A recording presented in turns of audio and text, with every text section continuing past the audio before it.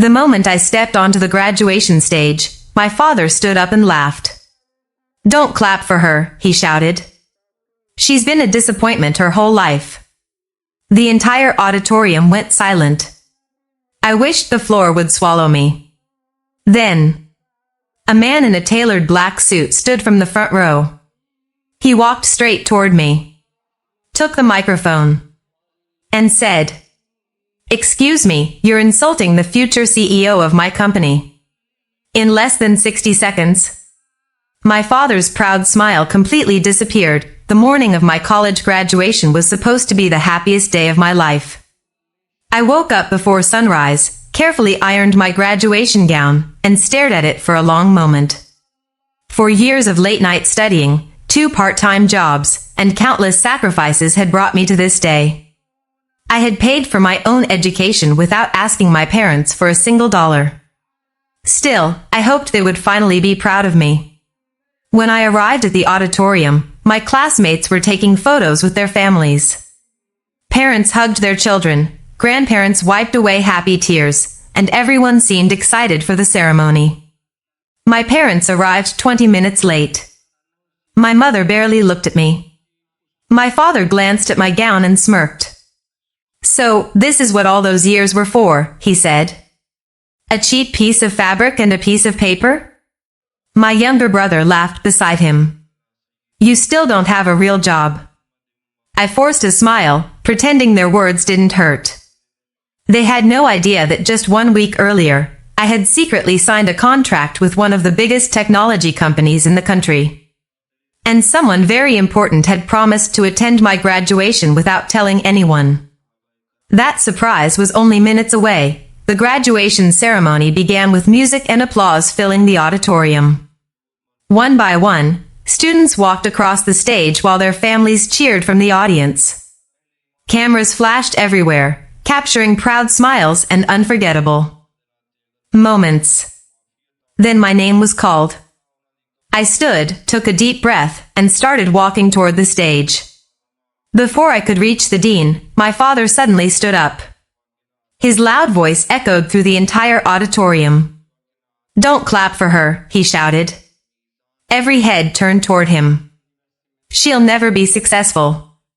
She wasted 4 years chasing dreams she'll never achieve." The applause stopped instantly. I froze in the middle of the stage. My mother didn't stop him. Instead, she folded her arms and quietly nodded in agreement. My younger brother laughed loud enough for nearby families to hear. Several people looked at me with sympathy. Others looked away, embarrassed by what they were witnessing. I wanted to disappear. The dean looked uncomfortable, unsure whether to continue the ceremony. I accepted my diploma with trembling hands, trying not to cry. As I turned to leave the stage, my father shouted one last time. "Maybe now you'll finally get a real job instead of pretending to be successful." A few awkward laughs came from the back of the auditorium. At that exact moment, the main entrance opened. A tall man in a perfectly tailored black suit walked inside, followed by 2 company executives. The entire room suddenly fell silent. And the first words out of his mouth changed everything. The man in the black suit walked calmly down the center aisle. The room became so quiet that you could hear his footsteps. Even the dean stepped aside. He walked directly toward the stage and stopped in front of me. Then, without saying a word, he smiled and shook my hand. "Congratulations, Miss Carter," he said. "You've earned this." My father frowned. "Who are you?" he asked impatiently. The man slowly turned to face the audience. "My name is Daniel Foster. I'm the CEO of Foster Technologies." A wave of whispers spread through the auditorium. Nearly everyone recognized the company. It was one of the fastest-growing tech firms in the country. Daniel looked back at me. 1 week ago, Emily accepted our Executive Leadership Graduate Program. He paused before adding, "Out of more than 12,000 applicants, she ranked number 1. The audience gasped. Daniel smiled proudly. She'll begin next month with a six-figure salary, full benefits, and a fast-track leadership position. The auditorium erupted into applause. My father stood frozen. His face turned pale. "You hired her?" he stammered. Daniel looked him straight in the eyes. "No. We competed to recruit her." Then he placed a company badge in my hand. I wasn't going to miss the graduation of the brightest young leader our company has ever hired. For the first time in my life. My family had nothing to say. The applause lasted nearly a full minute. My classmates stood to their feet. Even parents from other families were smiling and cheering for me. The only people who remained silent were my own family. My father finally found his voice. "There has to be some mistake," he said. "She isn't leadership material." CEO Daniel Foster looked at him calmly. "No mistake." He reached into his briefcase and pulled out a thin folder. "This contains every interview score, leadership assessment, and recommendation." He handed it to the dean. "Miss Emily Carter received the highest evaluation our graduate recruitment team has ever recorded." The dean scanned the documents and smiled. "This is extraordinary." Daniel continued, "She didn't get this opportunity because of luck. She earned it through hard work, discipline, and integrity." Then he looked directly at my father. While most candidates talked about success, Emily talked about solving problems and helping people. That's the kind of leader companies fight to hire. My mother slowly lowered her head. She remembered every time she had called my dreams worthless. My younger brother quietly slipped his phone into his pocket. Just minutes earlier, he had been recording my humiliation. Now, he didn't want anyone recording what was happening to him.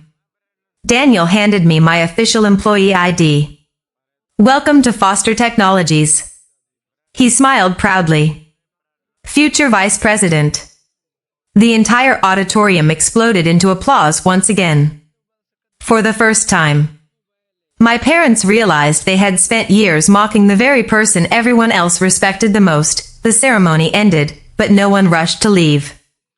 Groups of students gathered around me, congratulating me on the incredible opportunity. Professors shook my hand, and even parents I had never met smiled proudly. My family stood alone in the corner. For the first time in years, no one was listening to my father. After several minutes, he slowly walked toward me. His confident expression was gone. "Emily," he said quietly. "Maybe we were too hard on you." I looked at him without saying a word. My mother stepped beside him, tears filling her eyes. "We only wanted what was best for you." I took a deep breath. "No," I replied calmly. "You wanted me to become the person you expected, not the person I wanted to be." Neither of them could answer. Just then, Daniel Foster walked over with a small velvet box. "I almost forgot," he said with a smile. He handed it to me. Inside was a silver company pin engraved with the words, "Lead with courage." "Our board only gives this to future executives," Daniel explained. "You earned it before your first day." The people standing nearby applauded once again. My father stared at the pin in complete disbelief. The daughter he had called a failure had just been welcomed as one of the future leaders of a billion-dollar company. And deep down, he finally realized something painful. He had spent years trying to break the confidence of the very daughter the world believed in. 3 months passed. My new job at Foster Technologies was everything I had dreamed of. Every day brought new challenges, exciting projects, and opportunities to grow. I worked hard, stayed humble, and quickly earned the respect of my team. One Friday morning, Daniel Foster called me into his office. "I've been watching your progress," he said with a smile. "You've exceeded every expectation." He slid a folder across the desk. Inside was my promotion letter. Senior Strategy Manager. I could hardly believe it. "This usually takes people 5 years," I whispered. Daniel smiled. You earned it in 3 months. That same evening, my phone rang. It was my father. For a long moment, I stared at the screen before answering. I'm proud of you, he said quietly. They told me about your promotion. His voice trembled. I should have believed in you from the beginning. I closed my eyes. I spent years waiting to hear those words, I replied.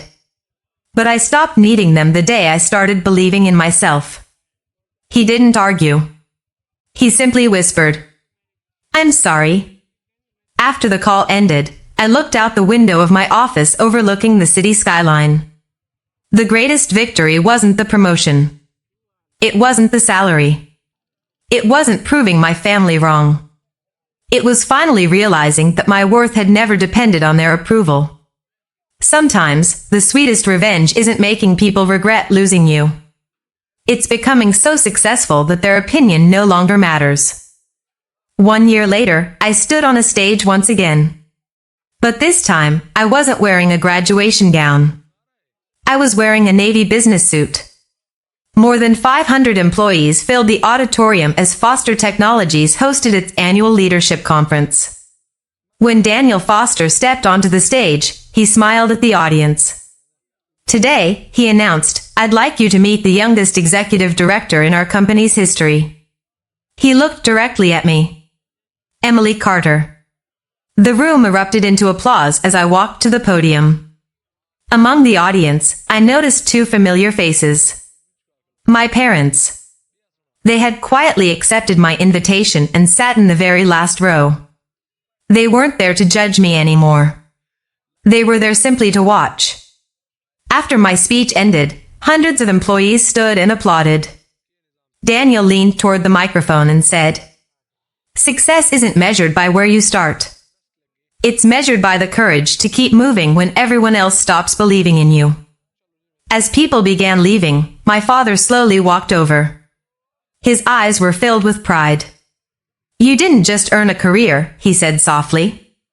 You earned the respect of an entire company. I smiled. For years, I wanted your approval. But today, I've learned something much more valuable. My confidence comes from who I became, not from what anyone thought of me. I hugged both of my parents. Some scars never completely disappear. But forgiveness allows you to move forward without carrying their weight. As I walked out of the building into the bright afternoon sunlight, I realized the greatest revenge had never been proving my family wrong. It had been proving to myself that they were wrong about me.